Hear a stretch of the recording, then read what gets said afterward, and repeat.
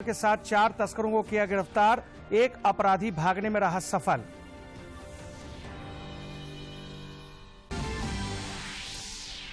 और एनआईए ने 2019 में 5 पुलिसकर्मियों की हत्या मामले में 7 नक्सलियों के खिलाफ दाखिल किया पूरक आरोप पत्र।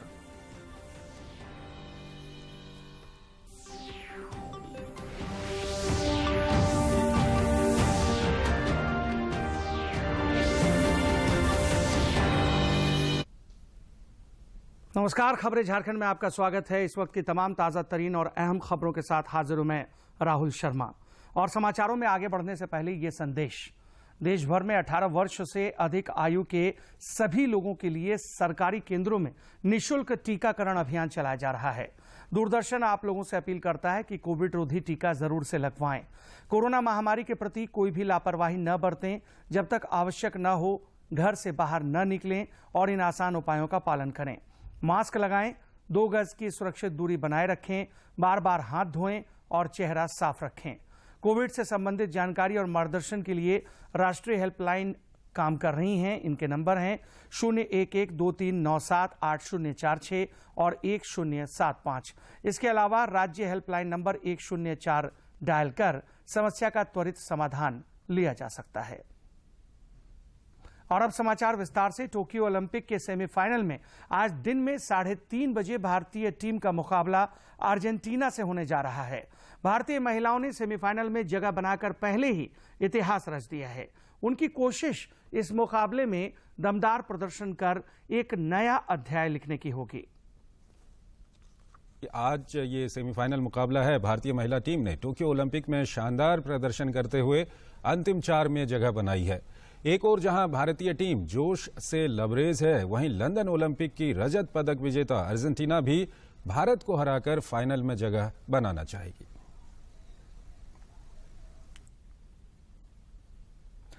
भारतीय महिला हॉकी टीम में झारखंड की 2 बेटियां भी शामिल हैं। सेमीफाइनल में भारत की बेटियां जीत की पताका लहराएं, इसे लेकर राज्य में खेल प्रशंसक टीम का मनोबल बढ़ाने में जुटे हैं।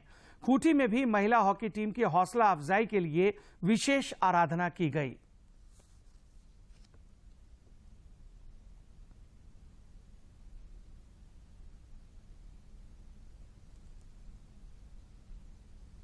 टोक्यो ओलंपिक में खेल रही भारतीय हॉकी टीम में झारखंड की 2 बेटियां निक्की प्रधान और सलीमा टेटे शामिल हैं। खिलाड़ियों का मनोबल ऊंचा रहे और टीम इंडिया सेमीफाइनल में बेहतर प्रदर्शन करे, इसके लिए खूंटी में युवतियों ने विशेष प्रार्थना की। मुझे विश्वास है इस महामारी के होने के बावजूद भी हमारा इम्यूनिटी पावर काफ़ी मजबूत लगता है, जिसके चलते निक्की बेटी के अगुवाई में और अन्य सभी हमारे खिलाड़ीगण अन्य ओलंपिक खेल के अपेक्षा इस वर्ष बेहतर प्रकट किए हैं और मैं इसके लिए सबों को शुभकामना देता हूं। समाजसेवी विशु बेंजामिन का कहना है कि खूंटी की बेटियां ओलंपिक में सेमीफाइनल तक पहुंच गई हैं। ईश्वर से दुआ है कि देश की बेटियां पूरे दमखम के साथ टोक्यो के मैदान में हॉकी का जलवा दिखाएं और निश्चित रूप से विजयी होकर भारत का तिरंगा टोक्यो में लहराने में कामयाबी हासिल करें। गई हुई हैं और विशेषकर हमारे खूंटी से और हमारे सिमडेगा जिला से 2 बेटियां पहुंच चुकी हैं। अंतिम लक्ष्य की ओर पहुंचने ही वाली हैं और हम सब बहुत दुआ कर रहे हैं और कल भी बहुत दुआ करेंगे कि ये पूरे टीम के साथ में विजयी हासिल हो सकें और हमारे पूरे भारतवर्ष का और साथ में हमारे झारखंड का भी नाम रोशन हो सके और इसके साथ साथ हमारे इन बेटियों के द्वारा हमारे भारतवर्ष का तिरंगा और ऊंचाई पर लहरा सके और सफलता की ओर आगे बढ़ सके और उनका जीवन सबों के लिए, आने वाली पीढ़ी के लिए एक प्रेरणा बन सके। और इसलिए हम लोग सबको बहुत दुआ कर रहे हैं और हमें पूरी उम्मीद है कि हमारी दुआएं उन तक पहुंचेंगी। ईश्वर उनका साथ दे और हम सबों का आशीर्वाद भी उनके साथ रहे। खेल प्रशंसकों को उम्मीद है कि महिला हॉकी में टीम इंडिया आज सेमीफाइनल में जीत दर्ज कर एक ओलंपिक पदक पर कब्जा सुनिश्चित करेगी। खूंटी से ज्योत्सना शीला डांग की रिपोर्ट। टोक्यो ओलंपिक में महिला हॉकी के सेमीफाइनल मैच का वक्त जैसे जैसे करीब आता जा रहा है, खेल प्रेमियों के दिलों की धड़कनें तेज हो चुकी हैं। लोग जोश और जज्बे का इजहार करते हुए दिल से यह प्रार्थना कर रहे हैं कि भारतीय महिला हॉकी टीम सेमीफाइनल मुकाबले में जीत हासिल करे और फाइनल मुकाबला भी जीतकर देश के लिए गोल्ड लेकर आए।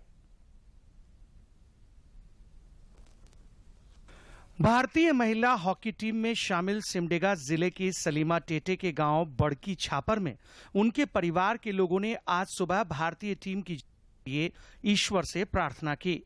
प्रार्थना करने वालों में सलीमा के पिता सुलक्षण टेटे और परिवार के सदस्य शामिल थे।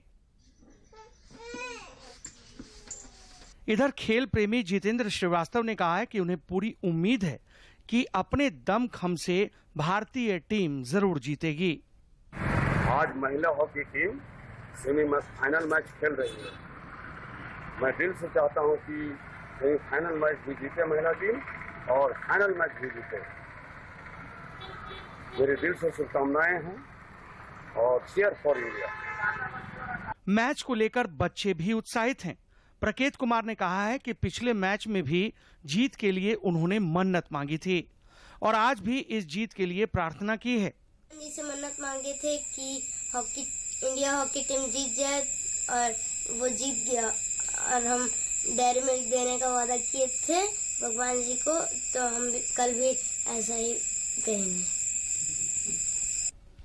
भारतीय हॉकी टीम में सिमडेगा टेटे भी अपना दमखम दिखा रही हैं। सिमडेगा से मनोज कुमार सिन्हा, मनु की रिपोर्ट। टोक्यो ओलंपिक की महिला हॉकी स्पर्धा के सेमीफाइनल में आज भारत की भिड़ंत अर्जेंटीना से होने वाली है। मुख्यमंत्री हेमंत सोरेन ने भारतीय महिला टीम को शुभकामनाएं दी हैं।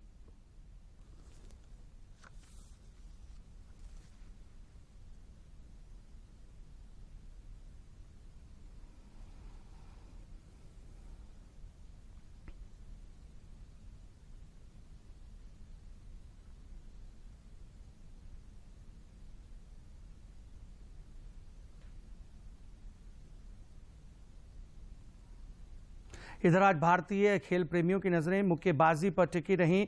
ओलंपिक बॉक्सिंग के 69 किलोग्राम वेट कैटेगरी में भारतीय मुक्केबाज लवलीना सेमीफाइनल मुकाबले में मौजूदा वर्ल्ड चैंपियन तुर्की की बुसेनाज सुरेमली से हार गईं। लवलीना हार भले ही गई हों, पर उन्होंने अपने मुक्के से भारतीय बॉक्सिंग में नया इतिहास लिख डाला है। वह कांस्य पदक लेकर भारत लौटेंगी। अगर लवलीना ये मुकाबला जीत जाती तो वे ओलंपिक बॉक्सिंग के फाइनल में पहुंचने वाली भारत की पहली मुक्केबाज बनती। उनकी इस उपलब्धि पर प्रधानमंत्री श्री नरेंद्र मोदी समेत तमाम नेताओं ने बधाई दी है। टोक्यो खेलों में भाला फेंक स्पर्धा में नीरज चोपड़ा ने फाइनल के लिए क्वालिफाई कर लिया है। क्वालिफाइंग में अपने पहले ही थ्रो में 86.65 मीटर की दूरी तय कर उन्होंने फाइनल में जगह बनाई।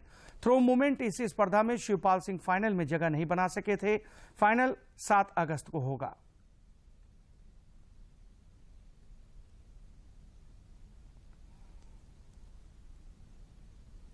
कुश्ती में भारतीय पहलवान रवि कुमार दाहिया ने अपना पहला मुकाबला जीत लिया है। उन्होंने कोलंबिया के ऑस्कर एडुवार्डो को 13-2 से मात दे दी। टोक्यो ओलंपिक के कुश्ती से ही भारत के लिए एक और अच्छी खबर आई है। रवि दाहिया ने 57 किलोग्राम भार वर्ग के सेमीफाइनल में जगह बना ली है। क्वार्टर फाइनल में उन्होंने बुल्गारिया के बेंगेलोव को 14-4 से मात दी। इससे पहले प्री क्वार्टर फाइनल में उनका सामना कोलंबिया के ऑस्कर टिगोरोस के साथ हुआ था। इस मुकाबले को उन्होंने 13-2 के बड़े अंतर से जीता था। अब सेमीफाइनल में उनका सामना कजाकिस्तान के सनायेव के साथ होगा। देश में पिछले 24 घंटे के दौरान कुल 36,668 रोगी कोविड-19 से स्वस्थ हुए और स्वस्थ होने की दर 97.37% है। अब तक कोविड से 3 करोड़ 9 लाख लोग स्वस्थ हो चुके हैं। देश में पिछले 24 घंटों के दौरान 42,625 नए मामलों की पुष्टि हुई है। इस समय 4,10,000 से अधिक लोगों का इलाज चल रहा है।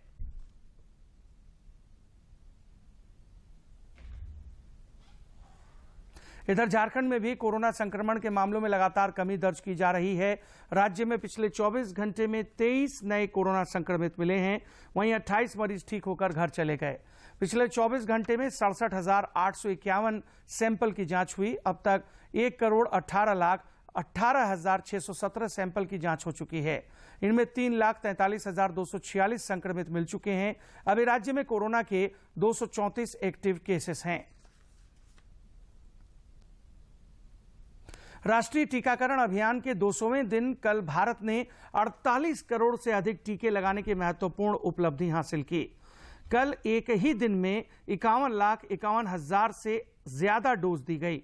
इस अभियान के अंतर्गत 18 से 44 वर्ष के आयु समूह में अभी तक 5 राज्यों मध्य प्रदेश, गुजरात, राजस्थान, महाराष्ट्र और उत्तर प्रदेश में कोविड रोधी टीके की 1 करोड़ से ज्यादा डोज दी जा चुकी हैं। इसी आयु समूह में झारखंड समेत आंध्र प्रदेश, असम, छत्तीसगढ़, दिल्ली, हरियाणा, केरल, तेलंगाना, हिमाचल प्रदेश, ओडिशा, पंजाब, उत्तराखंड और पश्चिम बंगाल में 10 लाख से अधिक लाभार्थियों को कोविड वैक्सीन की पहली डोज दी जा चुकी है। झारखंड में अब 97,96,940 लोगों को कोरोना रोधी टीका अब तक लग चुका है। इसमें से 18,58,198 लोगों को दोनों डोज मिल चुकी हैं। वहीं 79,38,742 लोगों ने पहली डोज ले ली है। कल राज्य में 72,576 लोगों को कोरोना का टीका लगाया गया। इनमें से 48,510 लोगों को पहला डोज और 24,066 लोगों को टीके का दूसरा डोज दिया गया।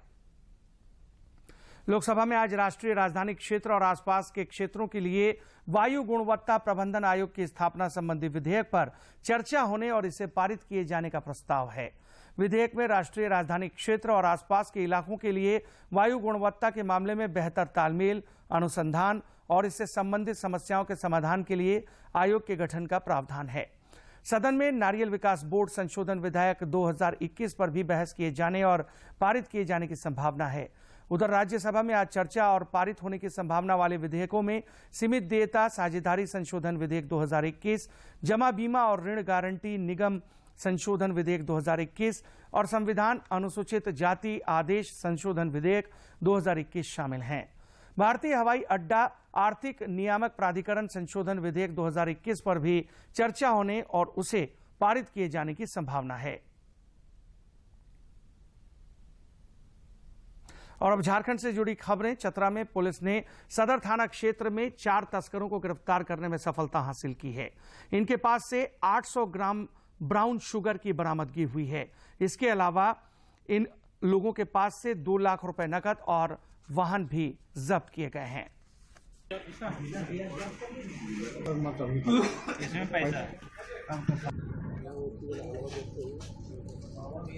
अगस्त 2021 को चतरा सदर थाने अंतर्गत में ब्राउन शुगर से संबंधित जो तस्कर हैं उन लोग के विरुद्ध में बड़ी कार्रवाई चतरा पुलिस के द्वारा की गई है।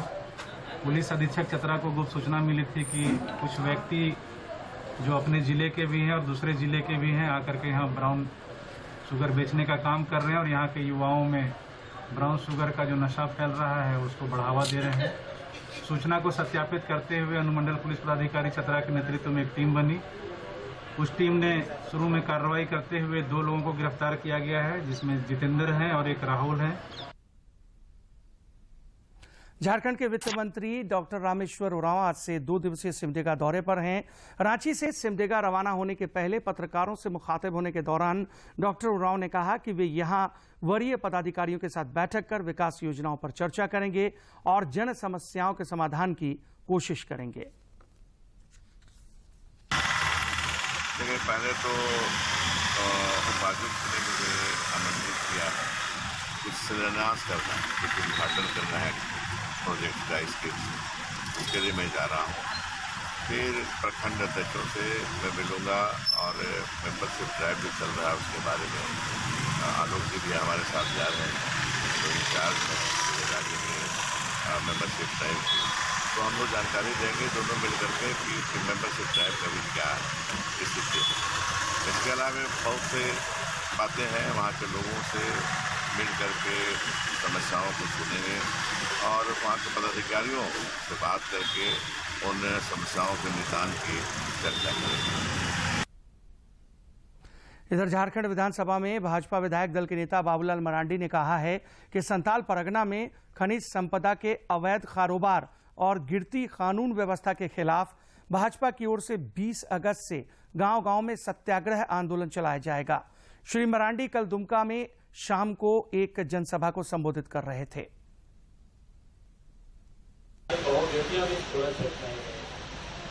लड़ाई तो तब तक रहेगी जब तक शिबू सोरेन के परिवार को संथाल करने की धरती से उठा करके वापस बोकारो नहीं कर देते हैं, तब तक लड़ाई जाएगी।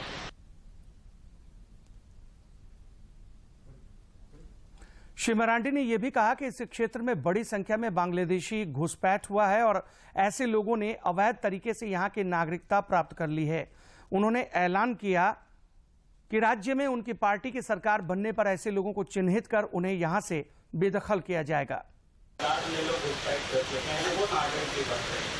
पिछले दिनों शायद अखबार में भी छपा था कि आपको क्या कहते हैं कालधारी प्रखंड में हमसे पिछले दिनों लोग आए थे, लोग बताए और अखबार में भी मैंने देखा किसी अखबार में छपा है। वहाँ भी जो जन्म प्रमाण पत्र बना रहे हैं, यानी जानबूझ करके ताकि उनको नागरिकता मिल जाए आगे, तो ये बड़ी सुनियोजित तरीके से। आज क्योंकि हेमंत सोरेन के नेतृत्व में सरकार बना है तो उनको तो लगता है कि ये हमारे संरक्षक है, आज आसानी से हम यहाँ नागरिक बन सकते हैं, यहाँ के लोग बन सकते हैं, तो उसके प्रयास कर रहे हैं। हम सरकार से कहेंगे कि इसकी जांच होनी चाहिए। झारखंड विधानसभा के आंतरिक संसाधन एवं केंद्रीय सहायता समिति की टीम हजारीबाग पहुंची। समिति के सभापति रामचंद्र सिंह और सदस्य दशरथ गागराई ने जिले के वरीय पदाधिकारियों के साथ बैठक की। इस बैठक में जिले के विभिन्न विभागों के तहत संचालित योजनाओं, राजस्व संग्रहण की स्थिति और कोविड-19 की संभावित तीसरी लहर के मद्देनजर आवश्यक तैयारियों की गहन समीक्षा की गई। राज्य सरकार ने 5 आईएएस अधिकारियों का स्थानांतरण और पदस्थापन कर दिया है। परिवहन सचिव कमल किशोर सोन को अनुसूचित जनजाति, जाति, अल्पसंख्यक एवं पिछड़ा वर्ग कल्याण विभाग का सचिव बनाया गया है। इधर पर्यटन, कला, संस्कृति, खेलकूद, युवा कार्य विभाग की सचिव पूजा सिंघल को उद्योग विभाग का सचिव नियुक्त किया गया है। पूजा सिंघल इसके साथ खान एवं भूतत्व विभाग के सचिव के अतिरिक्त प्रभार में रहेंगी। अनुसूचित जनजाति, जाति, अल्पसंख्यक, पिछड़ा वर्ग कल्याण विभाग के सचिव अमिताभ कौशल अब पर्यटन, कला, संस्कृति, खेलकूद एवं युवा कार्य विभाग के सचिव बनाए गए हैं। अमिताभ कौशल इसके साथ आपदा प्रबंधन विभाग के सचिव के अतिरिक्त प्रभार में भी रहेंगे। जब सांसों पर संकट आ खड़ा होता है तो हर सांस कीमती होती है। जब पूरा देश ऑक्सीजन की कमी से जूझ रहा था, तब झारखंड देशवासियों को अतिरिक्त सांसें मुहैया करा रहा था। सिलेंडर्स में भर भर कर अपनी समृद्ध वन संपदा और वृक्ष मित्रों की बदौलत वायुमंडल में उत्सर्जन करके भी। इस प्रतिबद्धता को बरकरार रखने के लिए जमशेदपुर में भी वन महोत्सव का आयोजन किया गया।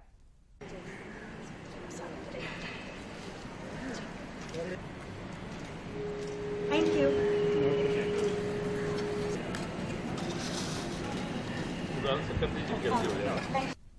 उस भावना से लोगों को लैस करें, लोग थोड़ा उस अपनी समझदारी विकसित करें, एक तरह का संकल्प करें, शपथ लें कि हम आज के दिन में जब जंगलों पर भारी खतरा हो गया है और विकास की जो धारा है अब उसको वनों के क्षेत्र ही बचे हैं, सभी कार्यों के लिए वन के क्षेत्रों का अपयोजन करते हैं, उनको लेते हैं और कहीं कोई कड़ा नियम है तो धीरे धीरे अब इसको ढीला किया जा रहा है।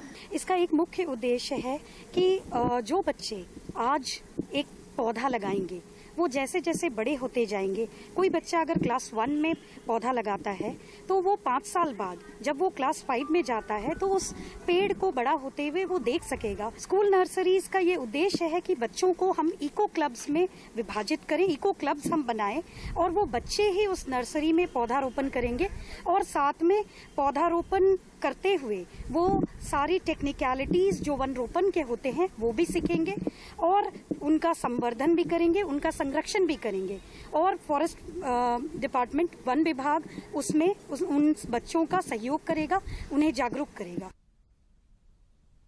झारखंड और पश्चिम बंगाल से 7 नक्सलियों के खिलाफ तीसरा पूरक आरोप पत्र दाखिल किया गया। जून 2019 में झारखंड में 5 पुलिसकर्मियों की घात लगाकर की गई हत्या के मामले में ये आरोप पत्र दाखिल किए गए हैं।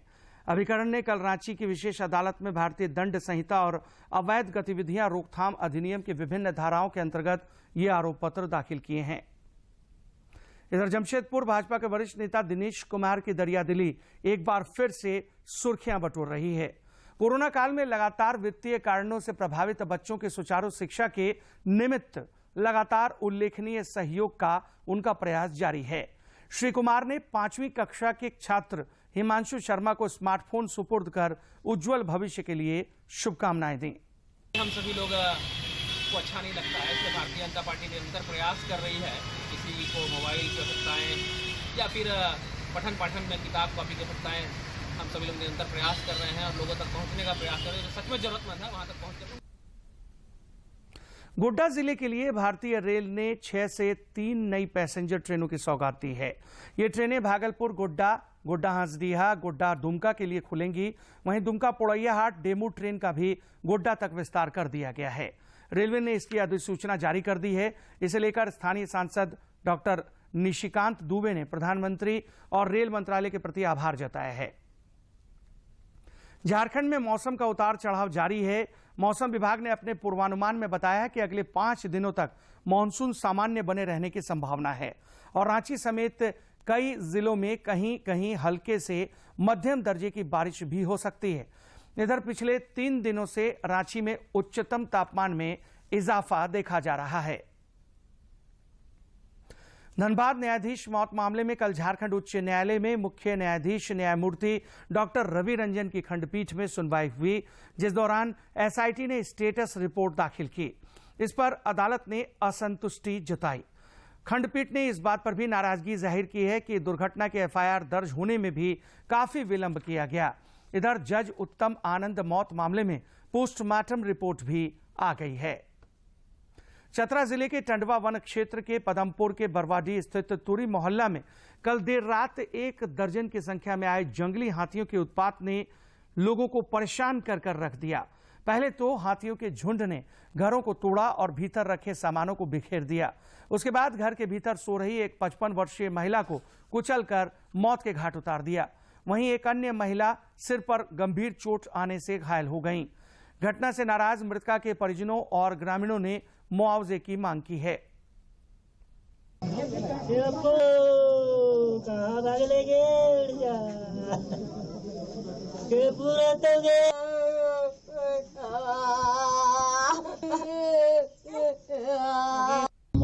बरवाडी में आया और घर को तोड़ करके उसमें जो सामान था, अनाज था, सब बर्बाद कर दिया। और घर में सो रही एक औरत थी जिसको निकाल करके हाथी का झुंड जो है सो कुचल करके मार डाला, जिससे उसकी दर्दनाक मौत हो गई। क्या मांग करते हम देखिए, इस तरह का पुनरावृत्ति इस गांव में बार बार हो रहा है। इससे पूर्व भी हुई थी, परंतु वन विभाग के द्वारा जैसा यहाँ के लोगों से पता चला, उस समय भी मैं आया था और सूचना दिया था, और उसके बावजूद भी आज तक उनका किसी भी तरह का न सहायता किया गया, न सहयोग राशि में कुछ उपलब्ध कराया गया। बाबानगरी देवघर में आधी आबादी की भागीदारी से स्वच्छता अभियान को नया आयाम देने की कोशिश हो रही है। देखिए ये खास रिपोर्ट।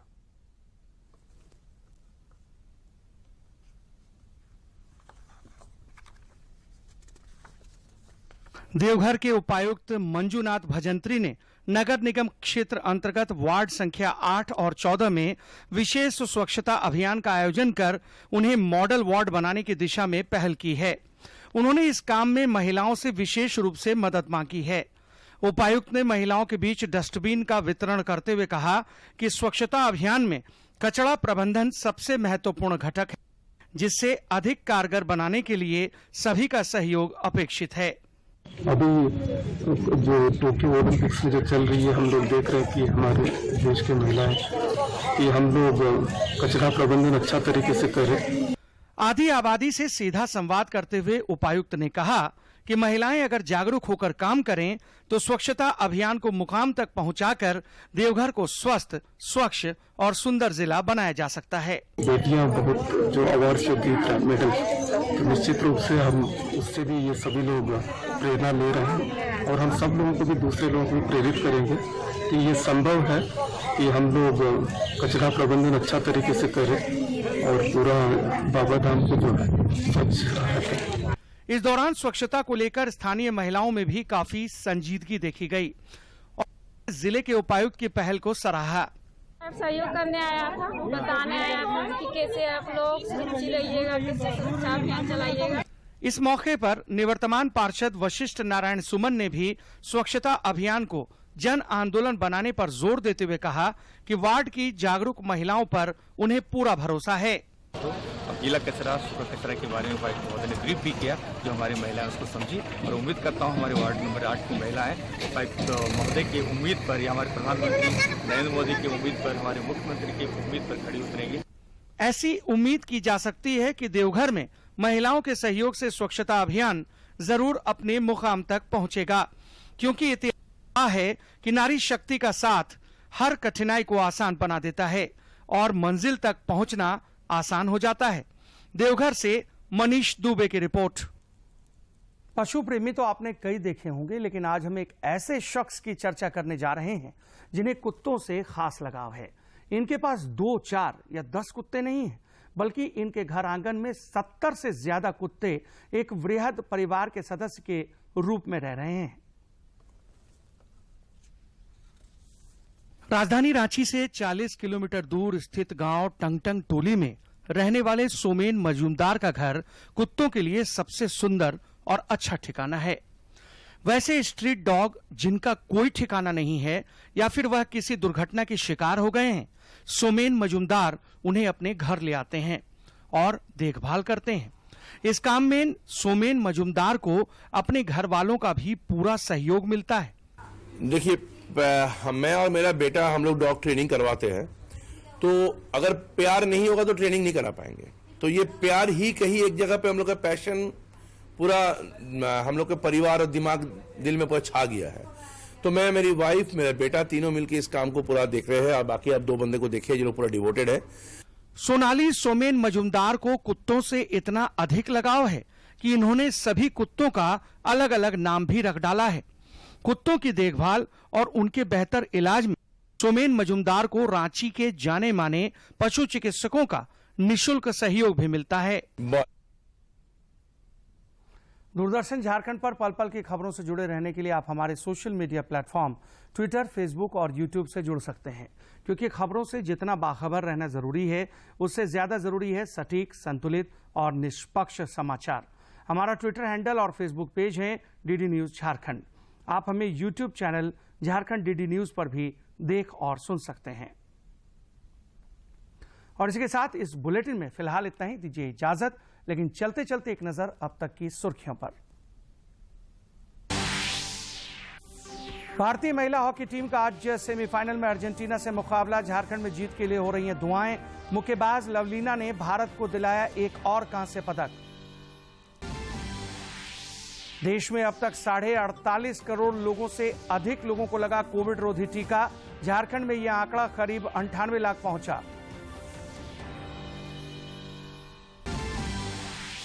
चतरा पुलिस ने 1 करोड़ रुपए मूल्य के ब्राउन शुगर के साथ 4 तस्करों को किया गिरफ्तार।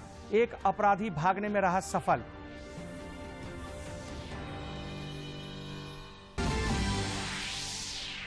और एनआईए ने 2019 में 5 पुलिसकर्मियों की हत्या के मामले में 7 नक्सलियों के खिलाफ दाखिल किया पूरक आरोप पत्र।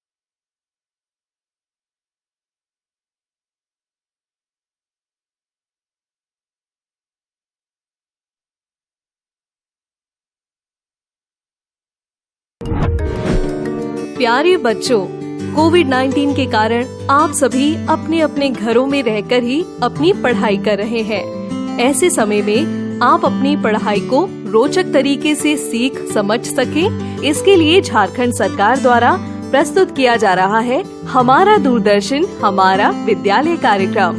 इसके माध्यम से आप प्रत्येक